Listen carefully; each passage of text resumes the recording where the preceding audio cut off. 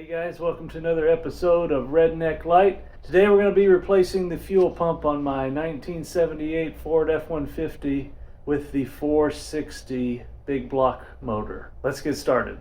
Here, this old fuel line is kind of hard and brittle, odd right there, so we're just going to replace all that 3/8 line. As you'll notice, it kind of snakes around down here. The original steel line that would have been right about here to go down to the fuel pump is gone. Whoever modified this motor decided that they wanted to put an electric fuel pump in there. So this is the electric fuel pump that they plumbed in, and there's nothing wrong with it. It still works. It's a little loud, but the problem is I don't know anything about it. I don't believe it's wired correctly. So I figured I would go back to a mechanical pump just for simplicity's sake. So since the previous owner had an electric fuel pump, they just put a little block-off plate there. I've already taken it off just to kind of examine what was there before.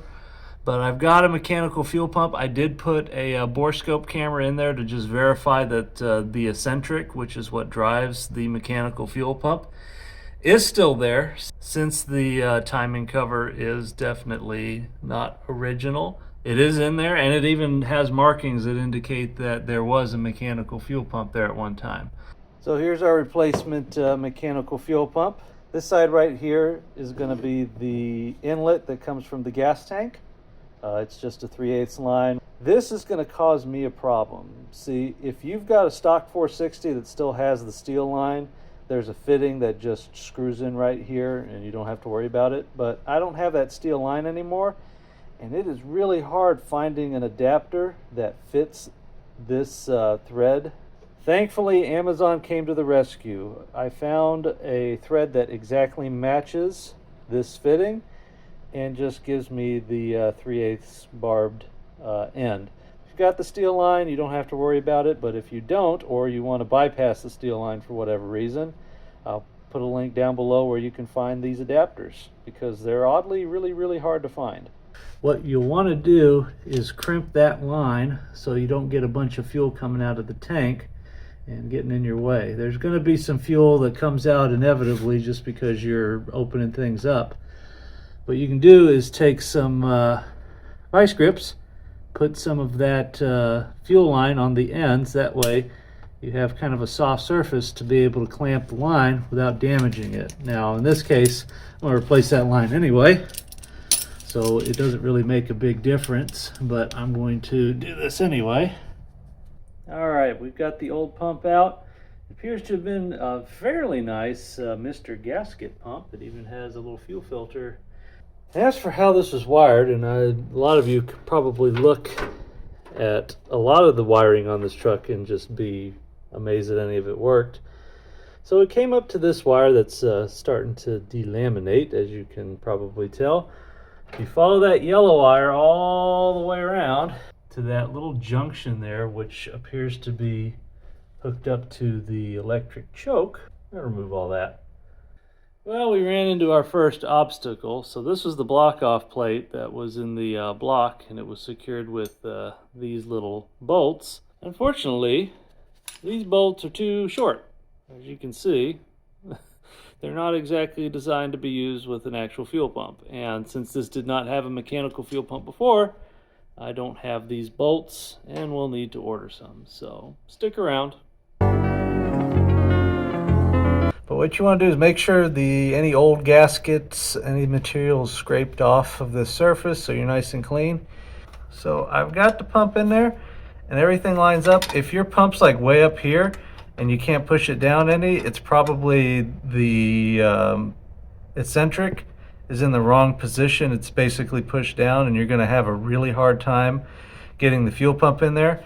What you want to do is turn the engine over by hand with a wrench on the crank pulley and get it into a position where you're able to get this mating surface flush. That way you have an easy time threading the bolts. If you do need to turn the engine by hand, the crank pulley is right there, that black one below. You need a 15/16 socket. If you don't have one, like I didn't for a while, you can use a 1-inch, sort of. It should still let you turn it if you've got a 1-inch 5-point socket. All right, to prep your fuel pump to be installed, what we're going to do is put some grease right here on the edge of this. That way when the engine first starts, it won't be metal on metal scraping. Eventually this will all be lubricated by motor oil.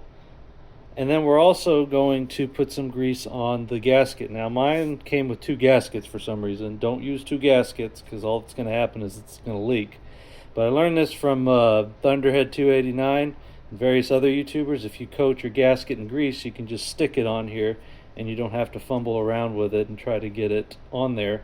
And it won't fall apart or stick if you ever have to replace it again. I'm just going to get that nice and greasy. Like I said, the grease helps it stick on there. And then we'll take that extra grease, maybe a little bit more, and just smear it on that arm. It's going to hit kind of the edge of this arm over here, but I'm just going to spread it all over just to make sure. Like I said, for that initial run before there's motor oil coating it. But we have the fuel pump installed now. Got it nice and snug on there. One thing you can do to kind of test it, it'll be hard to feel the push off of this fitting, but if you put your finger over this and you turn the engine crank by hand, you should feel just a little bit of suction, and that'll tell you that everything's good and that you have the pump in the right place. If you can't turn the engine by hand after you install this and you feel it binding up, take it off and try again, because what you probably did was put that arm in the wrong place. So this is the fuel filter I had before, and this is the fuel filter they'll give you if you go on Rock Auto or ask for it in the parts store. It's made of glass. There's not really an issue with this breaking or anything, but there is an issue with it leaking. It leaked out of the seams here because all that's there is a little O-ring.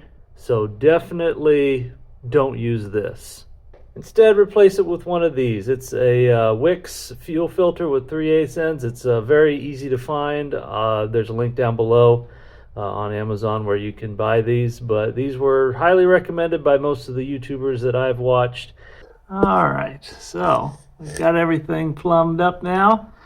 So you can see from the tank we go up to the fuel filter.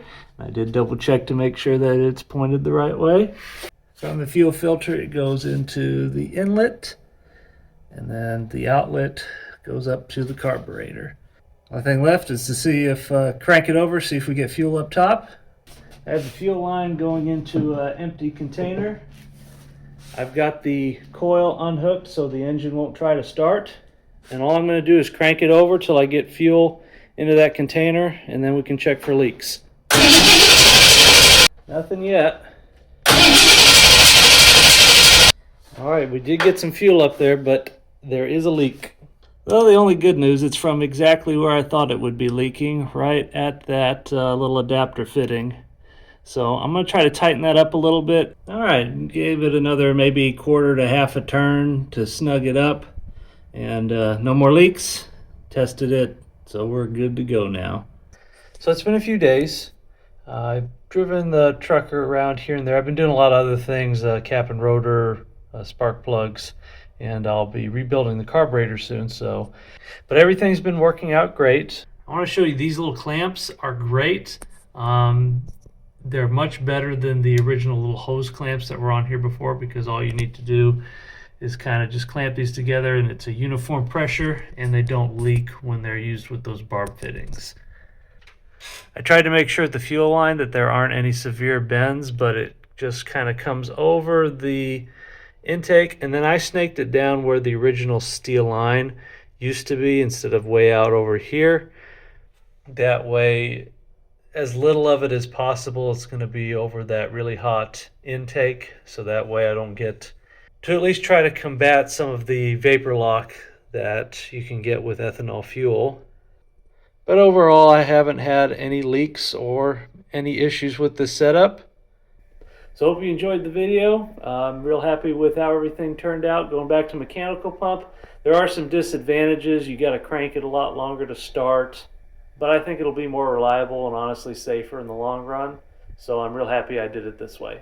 Hope you enjoyed. See you next time.